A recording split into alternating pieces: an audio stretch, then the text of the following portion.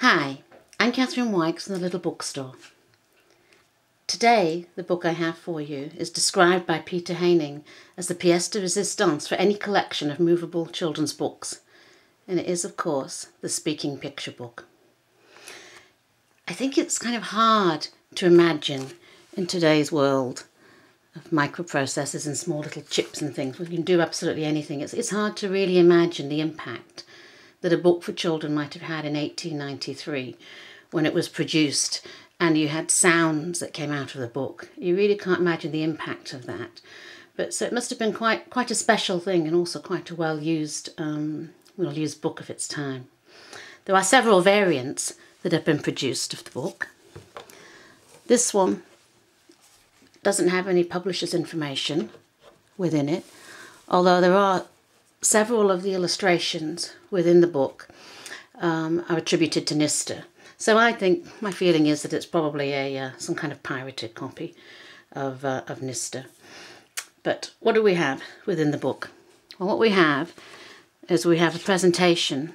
There are 8 chromolithographs in the book, and each of the chromolithographs, you see, is a presentation of essentially farmyard animals, little animals with children, pictorial scenes of things that children would be involved with.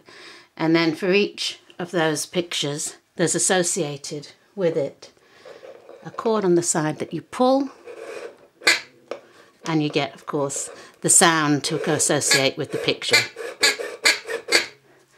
It's absolutely charming, isn't it?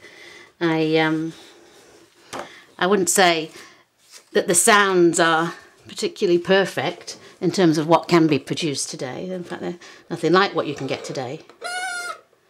But they are quite charming, I think, in their own right there. And I think they are nevertheless.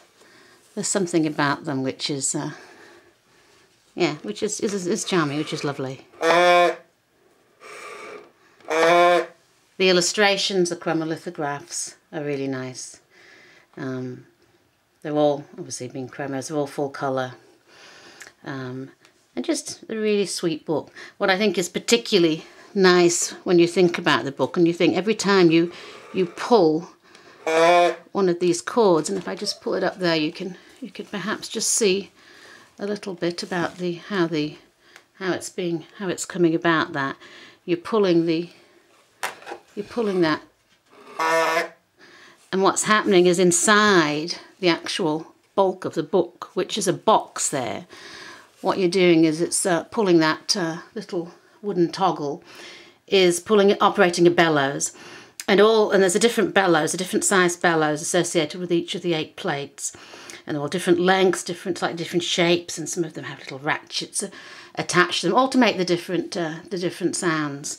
And I think it's knowing what's going on inside there, that it isn't just a chip, that it is something which has been handmade and which has been thought about, and a bit of trial and error gone into it. And while maybe not perfect, it's really quite charming in its own right.